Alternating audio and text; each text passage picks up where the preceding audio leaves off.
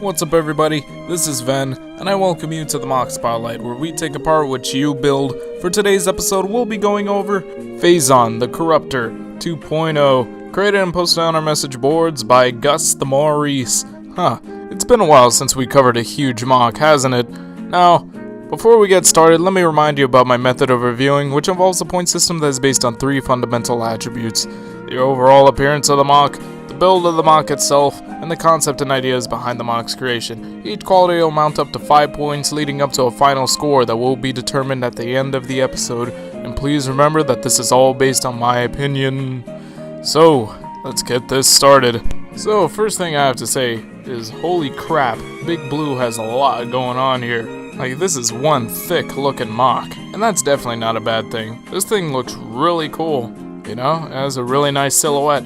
I just couldn't help but notice that everything is consistently just the right amount of thickness, you know, like the arms aren't too skinny or the legs aren't too bulky. Everything's just the right amount of bulk, or well, just about. I couldn't help but notice that the torso is lacking a little bit of bulk once it goes up to the arms. Looks like the shoulders are bulky, but then the underarm portion, not so much. There's like no transition, and it looks a little bit unnatural. Like the torso just looks a little bit too squarish in this area. But yeah, aside from its incredible size, the other thing that stuck out to me about this creation were its weapons. I mean, these are definitely neat creations in of their own. But before I get into those, let me just cover some basics here, like the color scheme. The color scheme looks really nice. Pretty well kept together. It's just consisting of blue, black, and for the most part this looks pretty okay. The layering was done really well, but the legs kind of break that up a little bit. As you can see, this M.O.C has mostly blue, and it looks to me as if it's just armor, like this thing is covered in blue armor. But then when you get to the legs, it's like there's this black armor covering the shins, and that's a little inconsistent with the rest of the M.O.C, but it doesn't look too bad. There is some white in this M.O.C, like little hints of white being thrown in here that kind of look like they represent bony parts. Like the biggest example of what I'm getting at is when you look at this rib cage that's really hard to not notice. I mean, if it isn't bone, then it's at least, you know, this sort of consistent spiky motif, because on every other portion of this M.O.C there's like white spikes. You can see it on the forearms, you can see it on the legs especially, which looks really cool. I like this little thing he has going on here. But yeah, it's evident on the head, it's evident on the weapons, and in a way it just kind of reminds me of this sort of tribal design, I guess. I don't know exactly, but it works. And if anything, maybe there could have been more of it on the lower legs, because as it stands right now, they're a little bit plain compared to the rest of the M.O.C. And the rest of the M.O.C, while I appreciate it looking so detailed and such, there's maybe a little bit too much detail and too many conflicting textures. The reason why that's a problem is because it kind of breaks up the flow and doesn't look like it has a consistent design. Just looks like it has all these different things slapped on top of each other just to fill up open spaces and whatnot. It's not like the worst case ever, but it's still kind of there. Like, just look at the torso, okay? Just bear with me here. We got this like smooth pec armor with the spiky ribs, okay? So smooth armor, spikes on it, got it. Move down a little further. We have a little bit of consistency with the legs, okay? That's cool. Underneath the legs, there's this weird system piece that I couldn't help but notice, but hey, that's okay. It's hidden. It doesn't really bug me. We go lower, and the lower legs, they're nice and solid looking, but they don't really have that same smooth consistency as the torso. That you can see there's the texture from the Anika foot on the side, and this Hordika chest that's on the other side, that happens to be painted blue. That's interesting. Don't worry, I did notice that there's plenty of other painted parts on this M.O.C. Now, we move back up and we look at the arms, and we got this like dragon head on the forearm, and then we have blue spikes on the upper arms. Not white spikes like what was established in the rest of the M.O.C. No, we got transparent blue ribcage stuff going on here with the white spikes on top of it. That's a nice little addition, but why? Like, why deviate from that established motif in just this portion of the MOC. Like, there's just a lot going on here, a lot of parts being stuck together here that don't really mesh all too well. And then some final notes, the head has this, like, you know, the staff piece in blue with a bunch of ridges and indents and whatnot. And the back of the MOC has these mechanical looking parts sticking out of it, building up to these blue swords that are sticking out. So, yeah, this MOC's kind of wild. Just kind of, a little bit. Not that bad. Now, very briefly, I do want to go over the weapons and the painted parts. And first of all, I'm going to say the painted parts I have no problem with. I paint parts all the time. Well, not all the time, but, you know, I do it on occasion. It's not the worst thing ever. I don't disapprove. If it's needed to get the job done, then heck, go for it. And that's my take on it. It's LEGO's fault for not coming out with a variety of colors for certain parts, especially in Bionicle, where most of the weapons were like silver and no. And then the weapons themselves, they look pretty good. I couldn't help but notice that the sword also kind of has this thing where the hilt looks a lot more detailed than everything else on the MOC, and it does look a little inconsistent, but the sword by itself does look pretty good. And then the scythe also looks pretty good. It's got a nice shape, but its aesthetic seems a little bit messy. Not the cleanest job in the world. Now, I think that's enough about the appearance. Let's move on to the build. And now, I think the build of this MOC is where it really shines, because it just looks so solidified. Everything on it is just compact and well put together. I mean, sure, the torso ended up looking a little blocky, and kind of the forearms in a way too. The legs especially look really good, and they seem to provide enough support to hold up this MOC just fine. And the torso looks all fine and solidified, but I gotta say, I kinda take issue with the arms, just a little bit. I mean, just look at the way that they're connected to the body. Not only could it use maybe a little bit more support, I don't know, I think it may actually be okay, but with these big, clunky shoulders, this MOC is going to be hitting itself in the head quite a lot if it tries to raise its arms sideways, like, you know what I mean?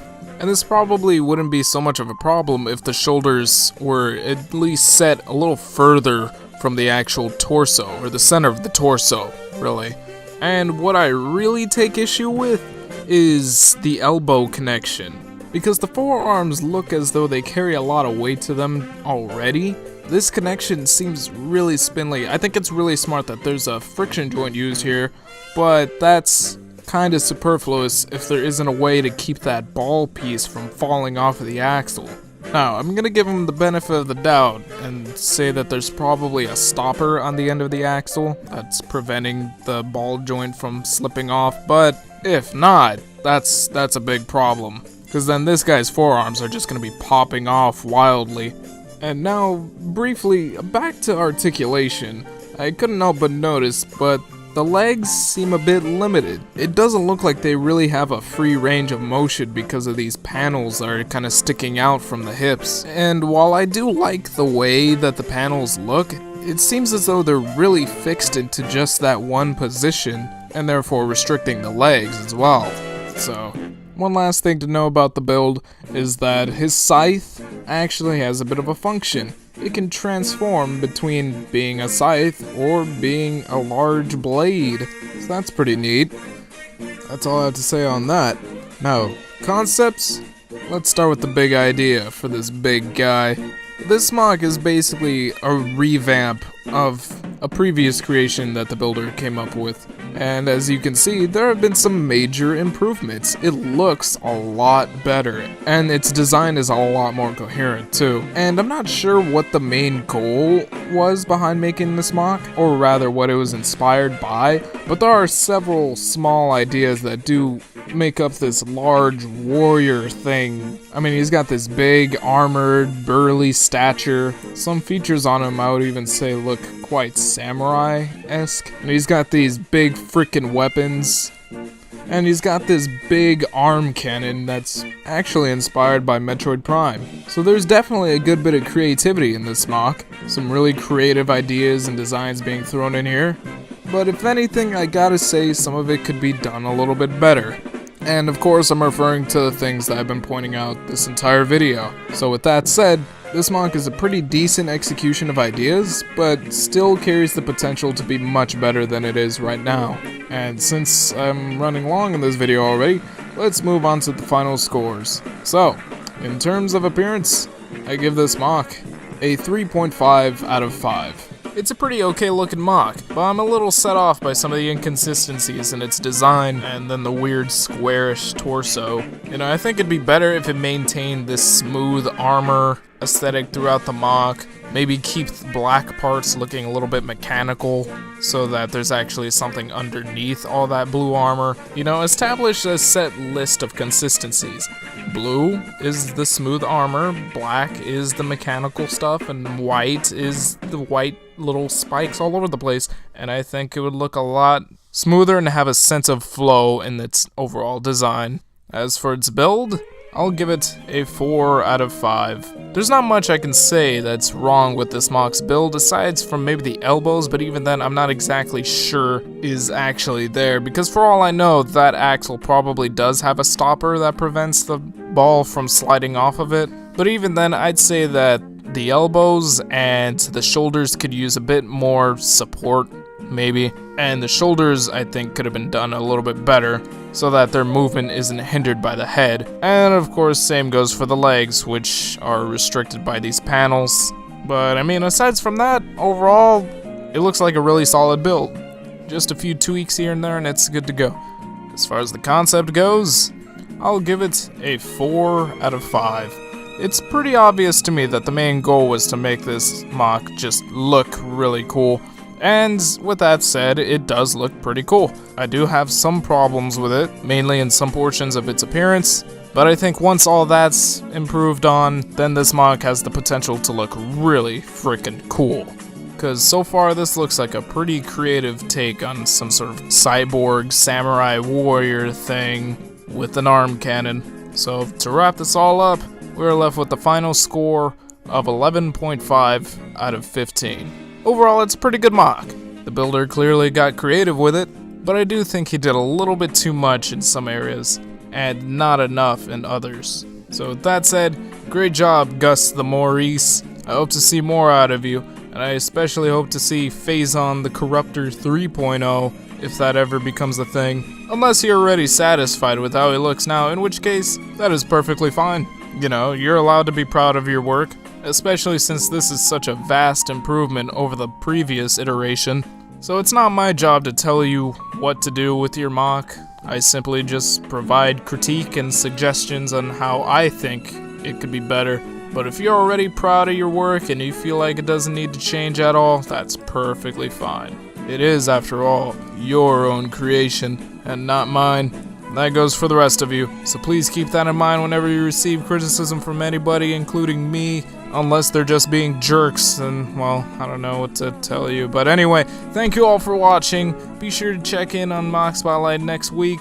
And please, check out our message boards at board.tdvpodcast.com, where you can post your own LEGO creations under the LEGO Creations category, which happens to be my go-to place to find creations to put up on the MOC Spotlight. So you may actually have a higher chance of being featured on the MOC Spotlight if you do post your creations on the message boards. I hope to see you there, especially since I'm currently holding my video game character challenge, where participants must create a hybrid of any video game character and any Bionicle character. For more details, please check out the message boards, as by the time that this episode is out for you guys to see, there will be a topic up with all the info. So, goodbye.